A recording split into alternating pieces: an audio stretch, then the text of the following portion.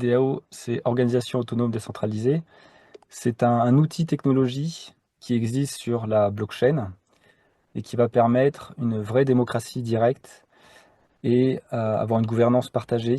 Il y a plusieurs outils, applications qui peuvent être développés sur la DAO. En fait, c'est un outil qui peut être avoir plein de fonctionnalités selon le besoin d'un projet, d'une start-up, d'une entreprise, même d'une nation, d'un pays, où on pourrait avoir par exemple la gestion d'un budget, des finances, des impôts. En toute transparence, on pourrait voter en démocratie directe, sans représentants, pour voilà, décider collectivement où va aller nos fonds et comment ils sont utilisés. Et c'est en toute transparence que toutes les transactions sont visibles sur le grand livre comptable qui est la blockchain. Il y a plein d'autres fonctionnalités qui peuvent être développées sur une DAO. Donc la finance, la gouvernance, les votes, ça peut être la gestion de compétences et de talents ou de matchmaking, on dira, des talents naturels, des passions des uns et des autres pour aller vers la collaboration. Donc voilà, c'est un outil au service de l'être humain. Imaginez tout simplement des comptes publics gérés sur une blockchain. On saurait exactement où va notre argent, combien exactement, et où il est redistribué. Est-ce qu'il est redistribué pour des routes, pour des écoles, pour des hôpitaux, comme on le croit, ou est-ce qu'il part dans des sociétés privées, ou est-ce qu'il va financer des guerres sur lesquelles on n'est pas forcément en accord, etc. Donc ce niveau de transparence et ce niveau de sécurité, c'est ce qui va nous permettre justement de nous préparer à éviter ce qui nous attend, c'est-à-dire un maximum de contrôle et de centralisation. Faisons donc l'inverse avec la blockchain, la DAO et la décentralisation.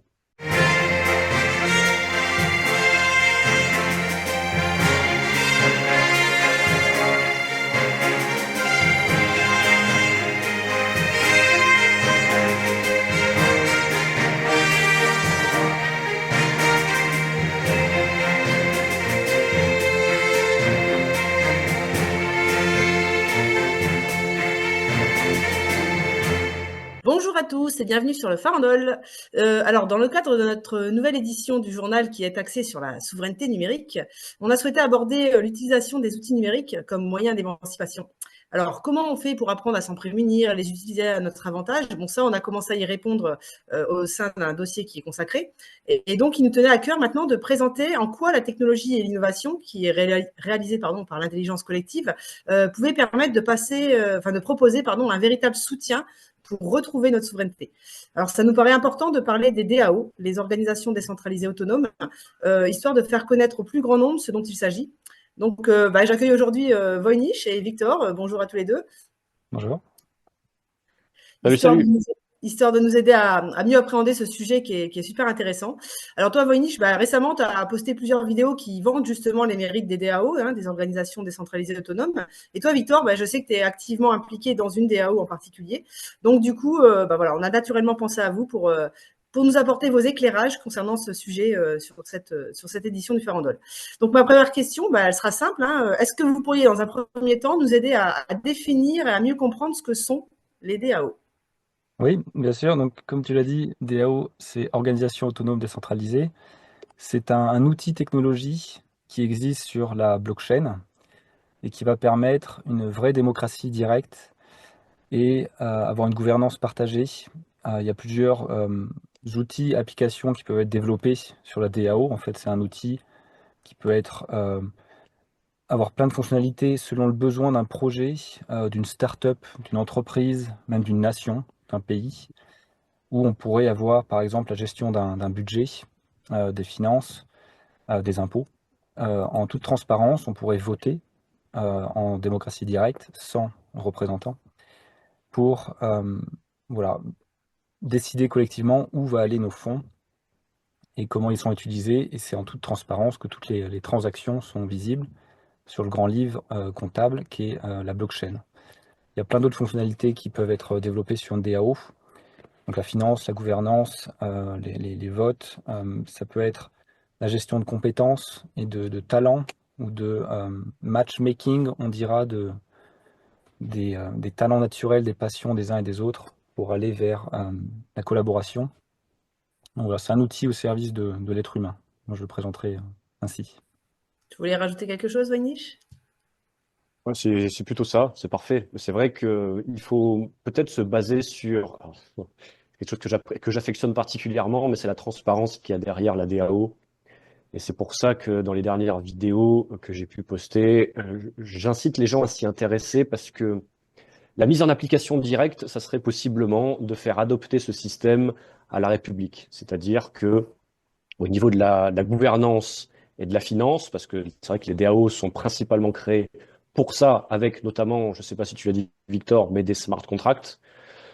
Donc l'idée, c'est d'automatiser la chose, d'automatiser ce qu'on appellerait un logiciel qui va nous permettre d'éviter ou de shunter le PFH, hein, le putain de facteur humain. C'est-à-dire que à partir du moment où on n'a pas envie de se faire squeezer, on n'a pas envie de se faire tromper, etc., on utilise une blockchain et donc on sécurise les transactions et on sécurise les votes et on sécurise pas mal de choses tout en offrant un système transparent.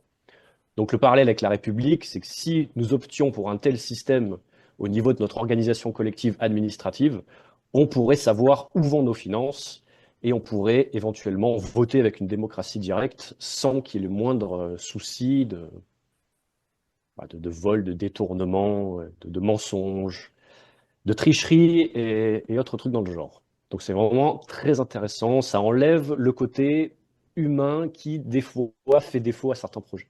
Ok, ben tu as mentionné justement les smart contracts. Alors pour tous ceux qui connaissent pas, il y en a beaucoup, je pense.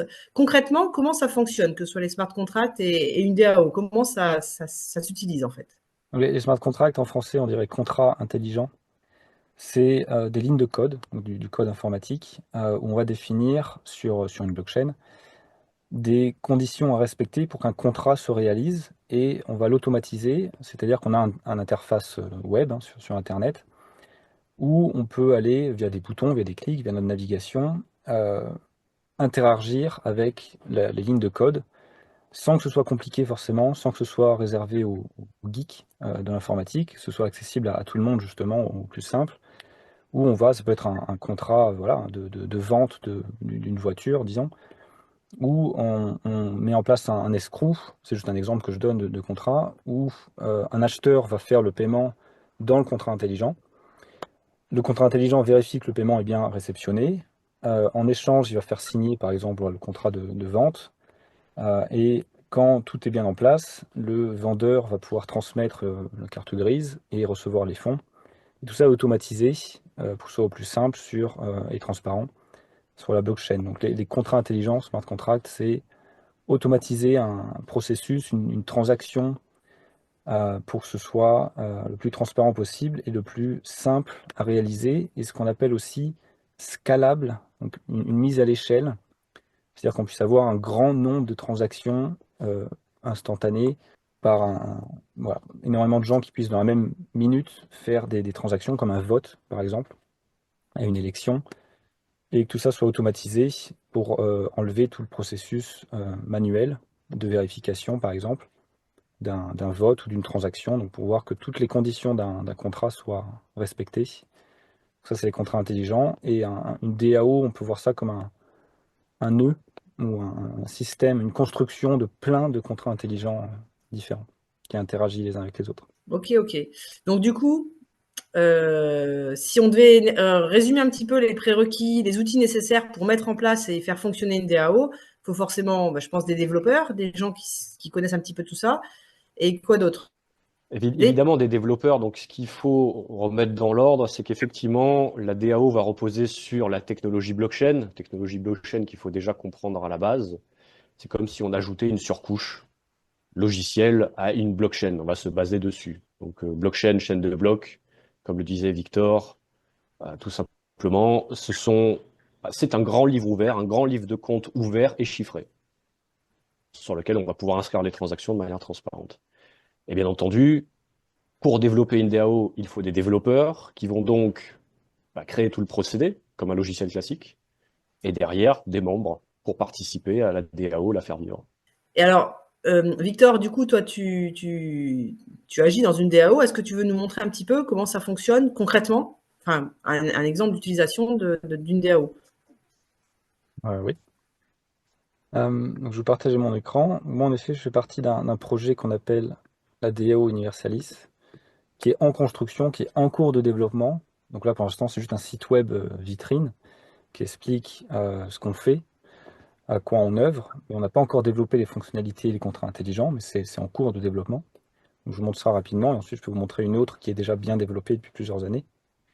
Mais en gros, voilà, DAO Universalis, c'est pour participer activement à des projets novateurs, éthiques et solidaires, en tant que donateur, investisseur ou membre contributeur, donc de ses talents, de ses compétences, pour soutenir des projets locaux ou digitaux via ce qu'on appelle le merci, c'est notre réseau, la mise en relation, la contribution en temps, donc nos compétences, nos talents, et l'investissement donc financier pour réaliser un projet éthique et solidaire avec toute une communauté où tout le monde y est gagnant en gouvernance partagée, prise de décision donc collective, en consentement. On utilise la sociocratie avec l'utilisation des fonds, donc du budget qui est voté par tous les membres contributeurs. Et voilà, ça c'est ce projet sur lequel on évolue. On a plusieurs projets concrets dans l'agriculture, par exemple, avec une banque de miel, dans le sport, avec un centre de sport vers Vichy. Tout ça innovant avec des technologies annexes de ce qu'on appelle le Web3, et une académie en ligne, on fait de l'éducation. C'est également un collège autrement, donc collège alternatif, une association au Congo et un éco-village au Bénin. Donc ça, c'est le genre d'écosystème, DAO, que vous pouvez retrouver sur le web. En général, c'est voilà, des écosystèmes, des projets qui cherchent à apporter un meilleur monde, un nouveau monde, on dira. J'ai encore jamais rencontré de DAO qui voulait faire l'inverse, mais bon, c'est jamais. La technologie le permet hein, en soi. Mais pour voir une DAO qui, elle, existe depuis 3-4 ans, vous pouvez aller sur dao.ifa.earth. Et IFA DAO, vous pouvez voir depuis 2019, donc même plus longtemps que ça, ils ont 335 membres. Et en gros, pour être utilisateur, euh, les prérequis, c'est évidemment une connexion Internet. Ça peut être depuis le smartphone ou depuis l'ordinateur. Il n'y a pas forcément besoin d'une grande connaissance technologique, technique. Donc c'est vraiment accessible à tout le monde. On peut continuer en tant qu'invité. Et on est devant un interface, le tableau de bord d'une DAO, donc la DAO IFA, où on peut voir qu'ils sont actifs avec 335 membres. Ils ont des insignes. Donc des insignes, par exemple, ça va être les rôles des membres, des contributeurs dans la communauté. Donc par exemple le trésorier, des gens qui enrôlent des nouveaux membres, un libraire, ambassadeur, modérateur, etc. Et on peut demander à prendre une position, prendre un rôle, donc demander à l'écosystème, demander aux contributeurs actifs de rejoindre en gros l'organisation. Ils ont des missions, donc des tâches, des gestion de projet, on dira.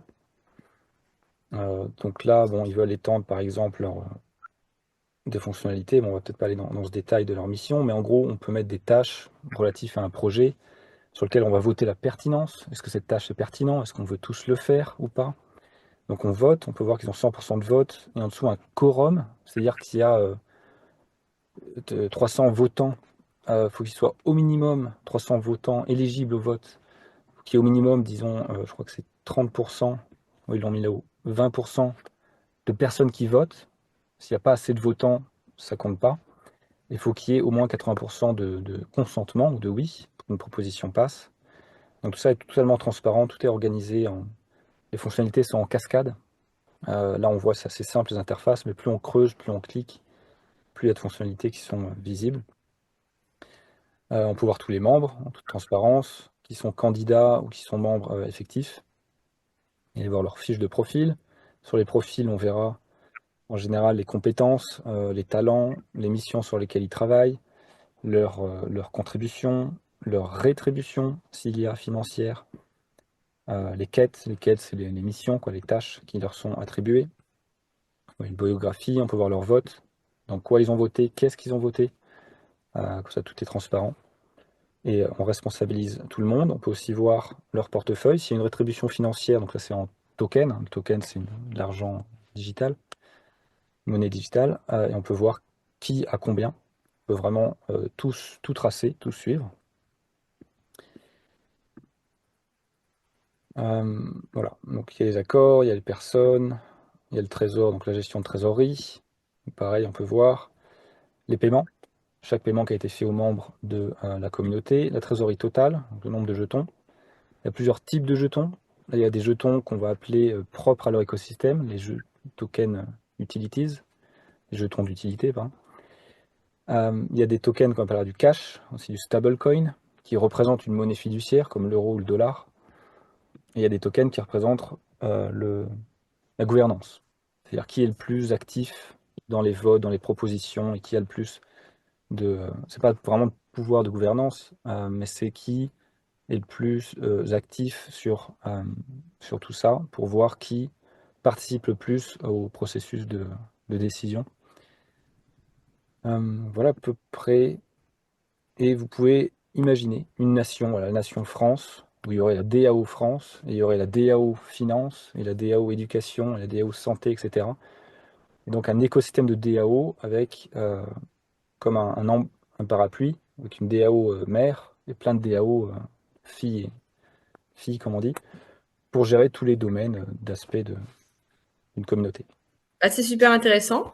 Alors, la question qui va débouler forcément de ça, c'est là, tu viens de nous en montrer une. Tu nous as parlé du projet que vous êtes en train de monter aussi.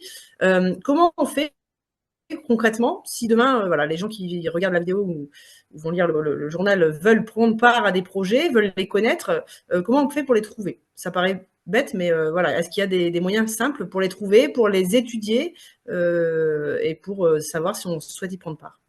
Alors attends, petite précision là-dessus, c'est que c'est très intéressant de vouloir prendre part à une DAO, mais pourquoi on veut joindre une DAO? En fait, la question peut-être est être mieux posée.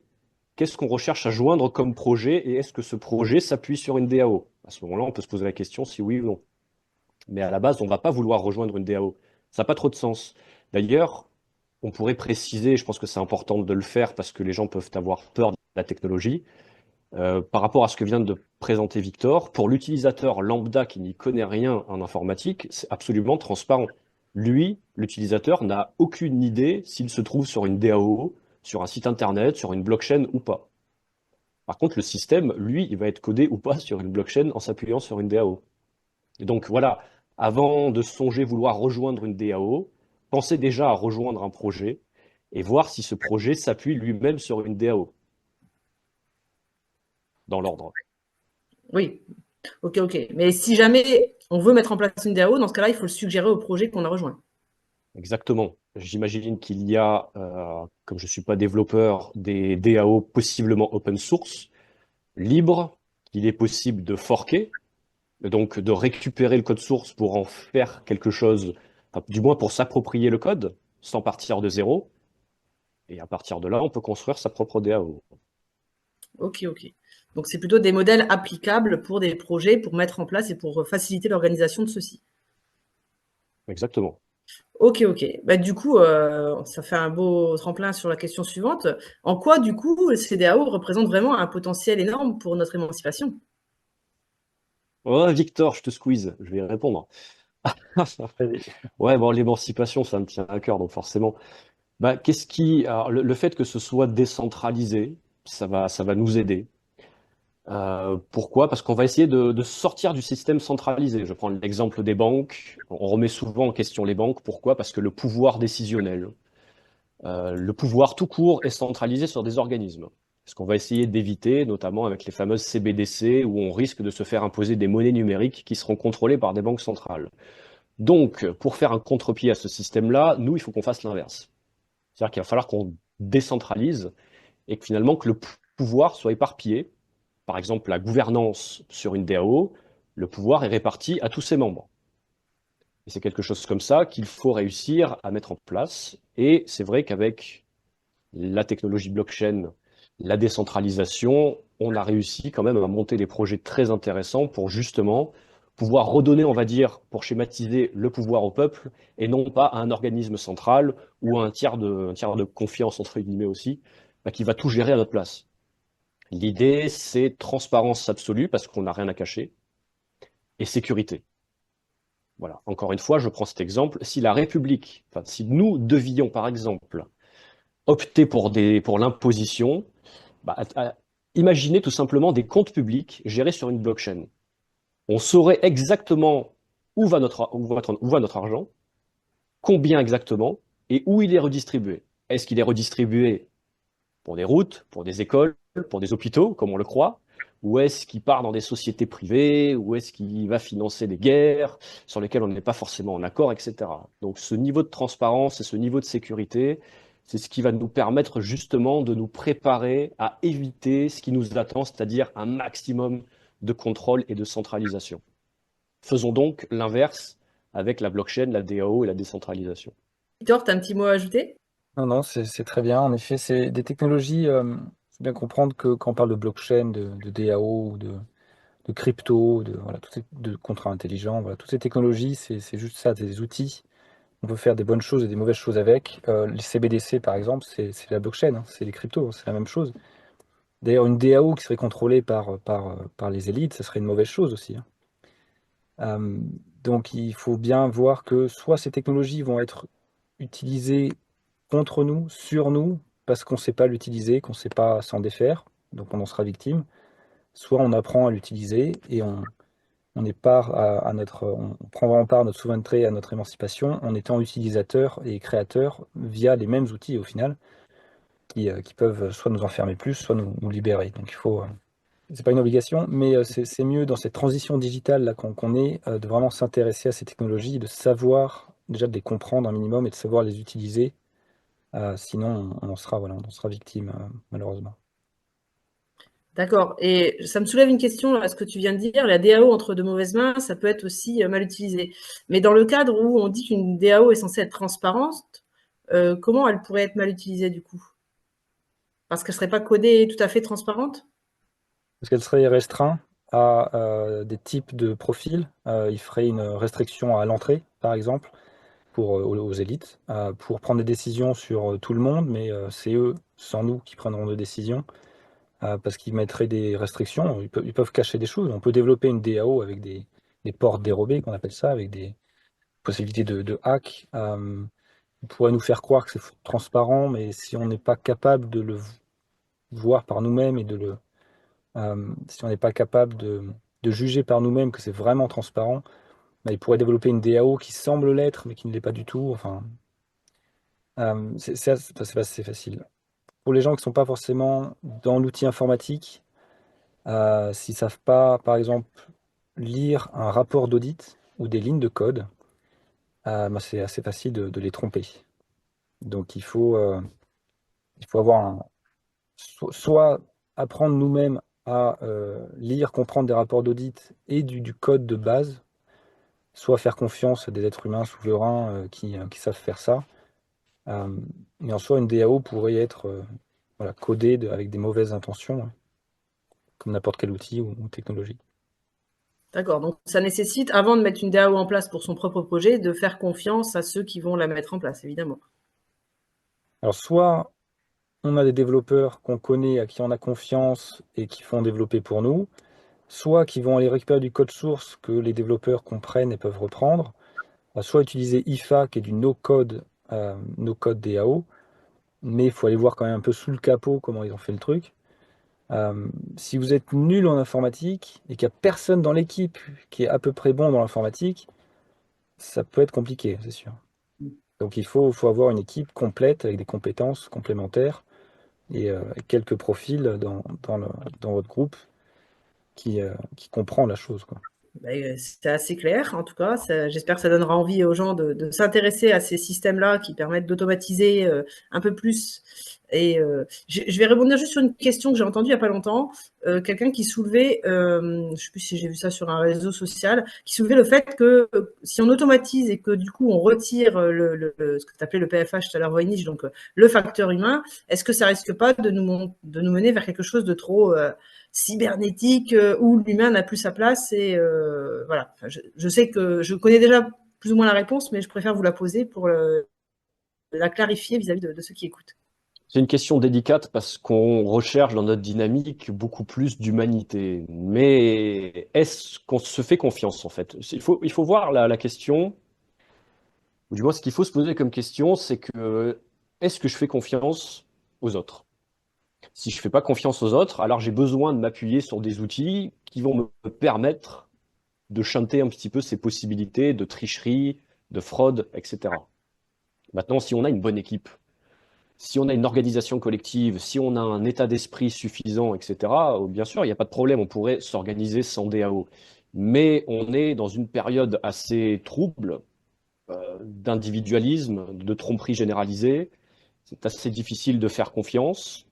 Donc, à mon sens, stratégiquement parlant, à cet instant-là, on devrait pouvoir s'appuyer sur des outils qui vont permettre de nous aider. En fait, c'est ça, c'est des outils qui apportent de l'aide, un support pour nous. Un support qui va nous permettre possiblement, au fur et à mesure, de pouvoir modifier notre état d'esprit avec un autre système, avec une autre organisation. Puis on va voir que finalement, on va pouvoir commencer à se faire confiance, commencer à œuvrer autrement, commencer peut-être à mettre le gouvernement de côté, par exemple, déjà, à se dire que nous-mêmes, on est capable, on a cette souveraineté de prendre des décisions, d'utiliser des DAO, et au fur et à mesure, on pourra changer d'état d'esprit. Mais à l'instant T, je pense qu'il est compliqué de se dire qu'on part avec une bonne grosse poignée d'humains pour créer un système qui va révolutionner le monde. Ça me paraît un petit peu ambitieux.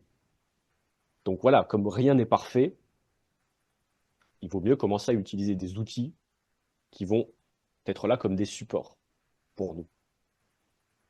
Et la Ouais. transparence va justement aider. La transparence au niveau du code source, déjà, et de toutes les transactions et de toutes les actions réalisées dans la DAO. Oui. Et puis ça contribue aussi à aider les actions collectives à grossir, parce que plus on prend de membres et plus on rend vulnérable quelque chose à partir du moment où le facteur humain est là, parce qu'il suffit d'un seul individu qui vienne un petit peu mettre le boxon pour des fois mettre à mal ou fragiliser un projet, on va dire. Exactement, Alors que là, ça peut être de l'ego, comme on le voit souvent dans des projets, un excès d'ego, un excès, je sais pas, ou de l'intérêt privé aussi. Quel est mon intérêt à être dans un système? Est-ce que j'ai réellement envie de faire grandir ce système? Auquel cas, mes intentions sont bonnes, mais mon ego pourrait faire défaut parce que j'ai envie de tout contrôler, parce que je pense que j'ai tout compris, parce que c'est moi qui ai les meilleures décisions à prendre, ou tout simplement des intérêts privés, de se dire qu'on se fait infiltrer dans un projet, des gens sont là pour saboter. Donc on met en place une DAO, comme ça on est sûr d'une chose, c'est qu'il n'y aura rien de ceci possible. Il n'y aura pas de velléité possible de détruire, de chanter, de tromper, etc. Donc finalement, on se protège avec un système automatisé. alors, et pour conclure là-dessus, moi je dirais, en gros, c'est une espèce de garde-fou, mais les garde-fous qui a été codé par une intelligence collective qu'on maîtrise, et donc du coup, en théorie, on n'a pas à craindre de ce côté-là, puisque c'est nous qui avons fait le code qui va juste gérer la collectivité, grosso modo. Exactement, c'est l'humain qui a créé un outil pour aider la collectivité. Donc, il y Ok. a plutôt vertueux. Donc à partir du moment où ça nous appartient, c'est nous qui en sommes responsables, c'est nous qui avons créé cet outil, et À on est partir du censé. moment où ça nous appartient, c'est ça, c'est ce que disait Victor, à partir du moment où la DAO est remise entre les mains d'un groupe d'individus ou des gouvernants illégitimes, oui, ça peut poser problème.